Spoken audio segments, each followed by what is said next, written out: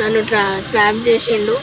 Blackmail చేస్తూ మేము ఫ్రెండ్స్లా ఉన్నప్పుడు దిగిన ఫొటోస్ బ్లాక్మెయిల్ చేస్తూ డబ్బు తీసుకున్నాడు అప్పుడు 1 year బ్యాక్. ఇప్పుడు మానసికంగా చాలా వేధిస్తుండు. ఇంకా మా ఇంట్లో వాళ్ళని చంపుతా, నిన్ను చంపుతా, బయటకు వస్తా అని నన్ను బెదిరిస్తుండు.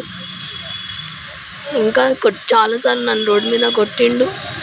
కాలేజ్ దగ్గరికి వచ్చి అక్కడ వచ్చి కొట్టిండు.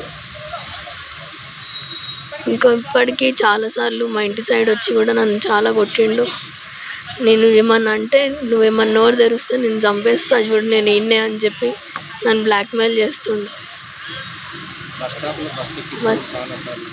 బస్ స్టాప్లో బస్ ఎక్కినప్పుడు కూడా బస్ ఎక్కి బండెక్కి బస్ స్టాప్లో వచ్చినప్పుడు అందరి ముందట పరువు తీయడం, కాలేజ్ దగ్గరకు వచ్చి అందరి ముందట ఫ్రెండ్స్ ముందట కొట్టడం, బస్ స్టాప్లో ఎక్కుతావా ఇప్పుడు సస్తావా అని చెప్పి నన్ను బెదిరించడం, ఇట్లా చేస్తుండు నన్ను.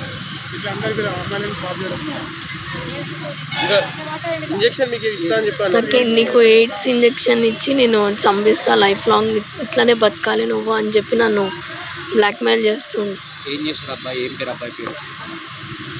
అబ్బాయి పేరు విజయ్ కుమార్. నాగార్జున సాగర్లో ఉంటాడు.